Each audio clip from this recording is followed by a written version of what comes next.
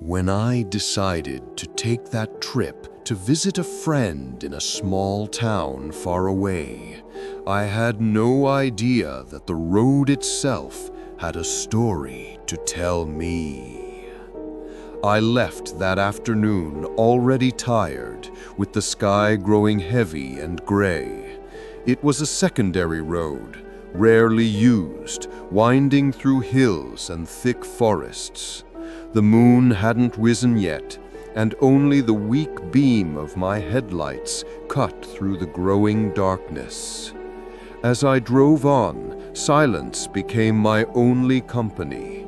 No sound except the hum of the engine, no lights coming from the opposite direction, no rustle beyond the wind brushing against the trees.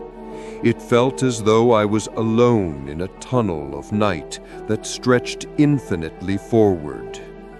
About an hour later, where the road curved sharply between two hills, I saw something that made my heart freeze. A feminine silhouette by the roadside, dressed in white, her gown shimmering faintly in the headlights. I hit the brakes without thinking, hands trembling on the steering wheel. She stood with her back to me, motionless. Her dress looked old, made of some delicate, flowing fabric. I hesitated for a few seconds. The air felt heavy. An icy chill crept into my bones. My first instinct was to turn the car around and leave, but curiosity, that foolish human instinct, made me step out. "Ma'am, do you need help?" I called out, my voice trembling. Slowly, she turned her face toward me, and time seemed to stop. Her skin was pale, almost translucent, her eyes dark and deep. Her hair, black and long, fell softly over her shoulders. She didn't say a word. Her lips twitched slightly, as if she was about to speak, but no sound came out. "Are you all right?" I asked again. Still silent.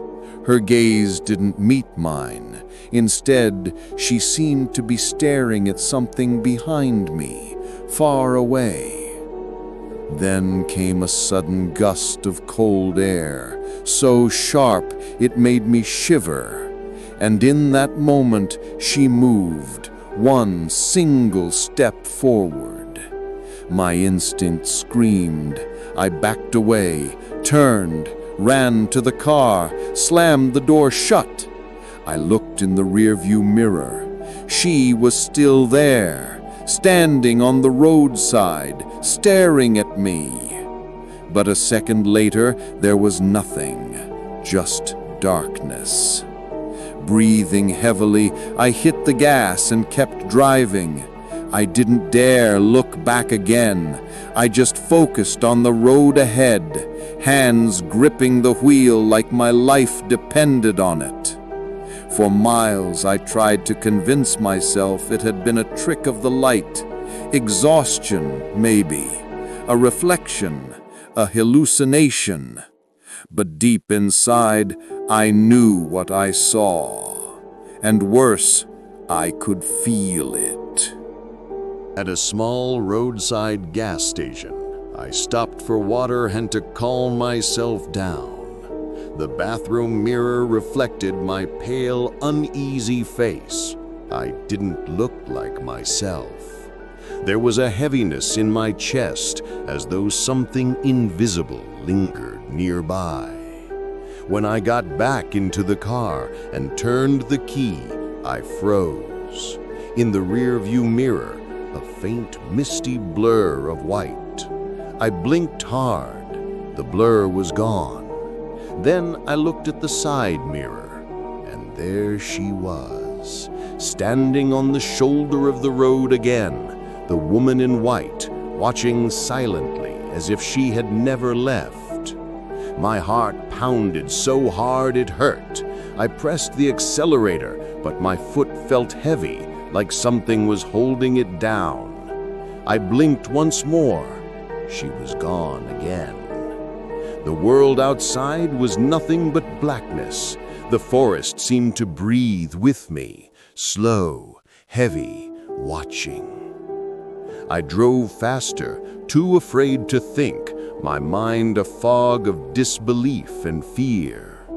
When I finally reached the town that night, it was past midnight.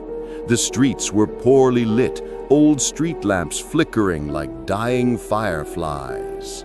I parked in front of my friend's house, stepped out, and walked toward the small porch, my heart still racing. While I waited for her to open the door, I heard it. A faint creak, like a door opening somewhere far away. Then came a soft gust of wind, whistling through the trees. I turned toward the sound and froze. At the edge of the lamplight, something moved, a white shape gliding slowly between the shadows, almost too far to see. I blinked. It was gone. I rushed to the door and knocked harder. My friend opened, surprised by my pale face. "What happened?" she asked. I think I saw something out there. Someone dressed in white." She frowned, but invited me in, offered me water, tried to distract me with small talk. But I couldn't focus. The image haunted me. That night, sleep refused to come. When I did drift off, I dreamt of her, standing at the end of a long hallway, whispering something I couldn't understand. I woke drenched in cold sweat, her voice echoing in my ears. "Come back! Come back! Why did you run?" The next morning, I left early. I wanted daylight on my side. But deep down, I knew I would have to face that road again, and whatever waited on it. When I reached the familiar curve, I slowed down. The sun was already high, yet a strange chill lingered in the air. And then she was there. Standing at the edge of the road, facing away from me, just as before. Her dress shimmered faintly under the sunlight, her hair dark as night. I couldn't move, my body locked in place, but I managed to whisper, barely audible, "Why are you here?" She didn't reply. Her gown fluttered slightly, though there was no wind. For a moment, the world fell silent. No birds, no sound of the engine, only her. I blinked, and she was gone. For the rest of the drive, my thoughts raced. Maybe she wasn't trying to frighten me. Maybe she was lost, trapped between worlds, repeating a moment from a long-forgotten life. Perhaps that road had been her end or her prison. When I finally reached the highway, bathed in sunlight, I looked in the mirror. Nothing, just empty asphalt and the endless horizon. After that, I began to research her, the woman in white. I found her story scattered across different countries, different tongues. Sometimes she's a bride who died on her wedding night, forever wandering roads in her gown. Sometimes she's a grieving mother searching for her drowned children, a figure not unlike La Llorona. And in Brazil, She appears near lonely roads, wearing an old white dress or veil, always silent, neither good nor evil, a restless memory of sorrow. Other versions claim she asks for a ride, then vanishes as soon as the driver looks back. Some say she's not a spirit of vengeance, just a lingering echo of pain too deep to fade. The more I read, the more I realized that she might not be one person, but a pattern. Every place where tragedy met silence, where grief was forgotten, she appears. Different faces, same dress, same void in her eyes. Months later, I was invited to a party in a nearby town. The event was at night, and against my better judgment, I took the same road again. The moon was full, casting a cold light over the hills. As I approached that curve, my chest tightened. The car engine hummed strangely, almost like it was breathing with me. I checked the rearview mirror, empty. Then, suddenly, at the bend, there she was. The same figure, the same stillness. I stopped the car slowly this time. My hands didn't tremble. I stepped out.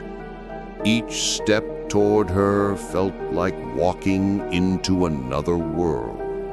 The air thicker, the sounds muffled. When I got close enough to see her face clearly, she turned toward me. So slow it was almost unnatural. And for the first time, she smiled. Not a smile of comfort, but one of sadness, a ghost of emotion. Her lips parted. I didn't hear the words, but I felt them. You came back. My mouth opened, but no sound came out. I blinked, and she was gone. No sound, no movement, just cold, empty air where she had been. I stood there for what felt like forever before running back to the car, trembling, breathless. As I drove away, I looked in the mirror. Nothing, but the feeling remained. Not fear, not anymore. Something else, as if I had witnessed a memory that wasn't mine. Today, I share this story with you. I can't tell you exactly who she was. I can't even say she was real in the way we understand real.